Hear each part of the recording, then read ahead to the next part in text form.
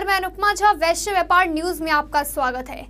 नमस्कार, आप देख रहे वैश्य व्यापार न्यूज चैनल और मैं हूं आपके साथ कंचन अरोड़ा। आज मैं मौजूद हूं दिल्ली के कॉन्स्टिट्यूशन क्लब में, जहां पे आप देख सकते हैं कि अंतर्राष्ट्रीय वैश्य महासम्मेलन का कार्यक्रम का आयोजन किया गया है और ये कार्यक्रम वैश्य एकता दिवस के उपलक्ष्य पे कार्यक्रम का आयोजन किया गया, जिसमें इन्होंने अभिनंदन समारोह किया है और यहाँ पे मौजूद सभी अतिथियों को माला और फूल पहनाकर उनका अभिनंदन किया जाएगा। ये कार्यक्रम उन्होंने होली के उपलक्ष्य पे एकता के संदेश को देते हुए उन्होंने इस कार्यक्रम का आयोजन किया है। आगे जानते हैं कि इस कार्यक्रम में क्या कुछ खास है। अंतर्राष्ट्रीय वैश्य महासम्मेलन द्वारा वैश्य एकता दिवस की पूर्व संध्या पर दिल्ली के कॉन्स्टिट्यूशन क्लब में विशाल अभिनंदन समारोह का आयोजन राष्ट्रीय अध्यक्ष अशोक अग्रवाल की अध्यक्षता में किया गया, जिसमें दिल्ली के दर्जनों वैश्य समाज के प्रमुख घटकों के अलावा बुद्धिजीवी एवं वैश्य समाज के प्रमुख लोग भी शामिल हुए। इस कार्यक्रम में मुख्य अतिथि के तौर पर उत्तर प्रदेश महिला आयोग के चेयरमैन विमला बाथम, उत्तर प्रदेश व्यापारी कल्याण बोर्ड के अध्यक्ष रविकांत गर्ग, उपाध्यक्ष अशोक गोयल के बनने पर इन्हें मालार्पण कर भव्य रूप से सम्मानित किया गया। इस अवसर पर उत्तर प्रदेश व्यापारी संघ के अध्यक्ष से जब हमारे वैश्य व्यापार न्यूज चैनल की टीम ने बात की तो उन्होंने क्या कहा, आइए आपको सुनाते हैं। सम्मेलन संपूर्ण विश्व के वैश्य समाज को एकत्रित करने का काम कर रहा है, एकजुट करने का काम कर रहा है। वैश्य समाज भारत की प्रगति की रीढ़ है। भारत को अगर आगे बढ़ाना है तो वैश्य समाज को साथ में रखना होगा और वैश्य समाज को प्राथमिकता देनी होगी। वैश्य समाज 65% राजस्व प्रदान करने वाला समाज है। वैश्य समाज देश को प्रगति और विकास के रास्ते पर ले जाने वाला समाज है।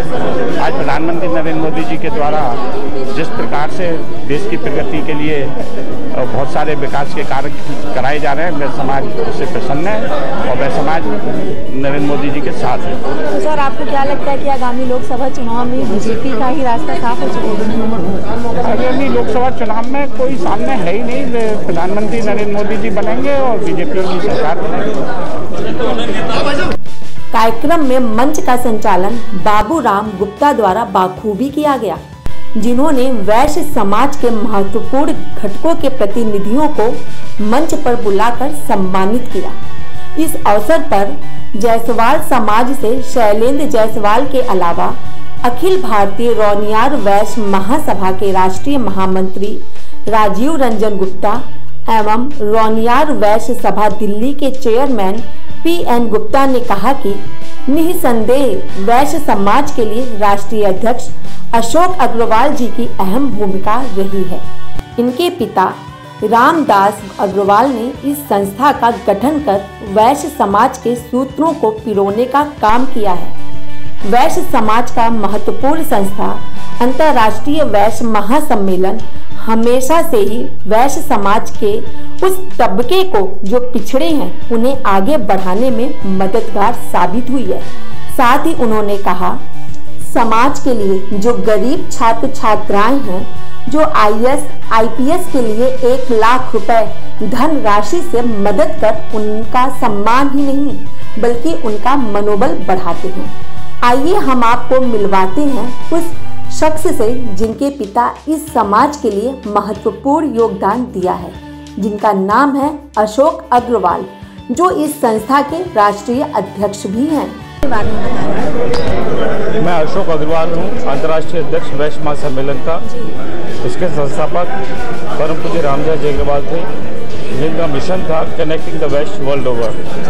वैश्य समाज 365 घटकों में बटा हुआ है, उनके एक प्लेटफॉर्म पे लेकर आए और एक शक्ति बने, ये एक हमारा मेन मोटिव है IVF का। सर, आज अंतर्राष्ट्रीय वैश्य महासम्मेलन का आयोजन किया गया है और इसमें अभिनंदन समारोह किया गया। जैसा कि मैंने देखा कि सबको सम्मानित किया गया माला और बुक्के देके, तो इस अभिनंदन सम्मेलन का जो आपने आयोजन किया, इसका मतलब मकसद क्या था, किस उद्देश्य से आपने इसका आयोजन किया? देखिए, ये जो 17 जनवरी को हमने डिसाइड किया था, जैसे मैंने अपनी स्पीच में भी कहा था कि वैश्य एकता दिवस के रूप में मनाते हैं, उसकी पूर्व संध्या पर आज हमारे घटक के जो वरिष्ठ लोग थे, उपाध्यक्ष थे रविकांत गर्ग, इनको अगर यूपी गवर्नमेंट से अगर अध्यक्ष बनाया गया व्यापारी कल्याण बोर्ड का, तो हमको भी गर्व है।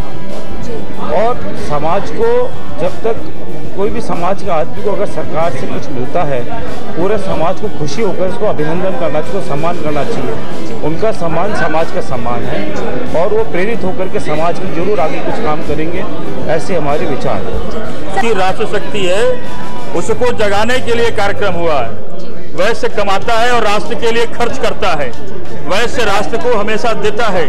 तो राष्ट्र शक्ति की भावना तभी प्रबल होगी जिन वैश्यों का सम्मान उत्तर प्रदेश की भाजपा सरकार ने किया है। चाहे उन्हें महिला आयोग का अध्यक्षा बनाया श्रीमती विमला बाथम जी को, चाहे उत्तर प्रदेश व्यापारी कल्याण बोर्ड का अध्यक्ष बनाया रविकांत गर्ग जी को, और ऐसे तमाम जायसवाल घटक के 5-5 लोग सदस्य प्रतिनिधि के रूप में उपाध्यक्ष अंजू चौधरी जी हैं। कार्यक्रम में आने का हमारा मेन उद्देश्य है कि व्यापारियों की और वैश्य समाज की बात हम सरकार तक पहुंचाएं। देखिए, देश में प्रदेश में कोई भी सरकार बनी हो, व्यापारी की अनदेखी हुई है। सूखा पड़ जाए, किसानों का लोन माफ़ कर दिया जाता है। फसल अच्छी ना हो तो किसानों को उसकी फसल का मुआवजा दे दिया जाता है। लेकिन किसी व्यापारी का व्यापार ना चले और उसे व्यापार में घाटा हो जाए तो बैंक से जो उसका लोन है उसे कभी माफ़ नहीं किया जाता, जिससे हमारे व्यापारी को अपना देश छोड़कर, अपना प्रदेश छोड़कर, अपना कारोबार छोड़कर जाना पड़ जाता है। तो हमारी मांग ये है इस मंच के माध्यम से कि जिन व्यापारियों का व्यापार टूट जाए और उन पर सरकार का लोन हो तो उसको भी राहत देनी चाहिए। तो आपको क्या हमारे यूपी प्रदेश के व्यापारी कल्याण बोर्ड के चेयरमैन बनाए हैं रविकांत गर्ग जी, उनके स्वागत समारोह में, और हमारी विमला बाथम जी चेयरमैन उत्तर प्रदेश महिला आयोग, उनके दोनों का सम्मान। इस कार्यक्रम के अवसर पर बाबूराम गुप्ता ने मौजूद सभी महिलाओं को भी मंच पर बुलाकर सम्मानित कराया। वहीं मौजूद सभी अतिथियों और सभी लोगों का धन्यवाद कर कार्यक्रम में शामिल होने पर आभार व्यक्त किया। कार्यक्रम का समापन राष्ट्रीय गान गाकर किया गया।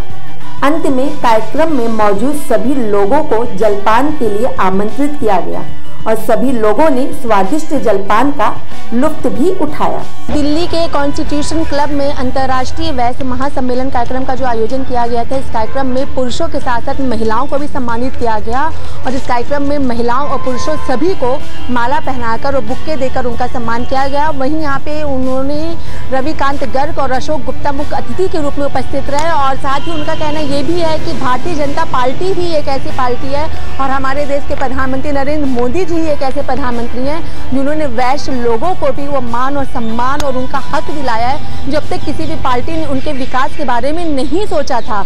और उनका कहना ये भी है कि अगर अब की बार फिर से कोई प्रधानमंत्री बन सकता है तो वो सिर्फ और सिर्फ प्रधानमंत्री नरेंद्र मोदी ही बन सकते हैं। तो आज हमने यहाँ पे आकर के बहुत कुछ देखा, लोगों के बारे में, वैश्य लोगों की एकता के बारे में जाना।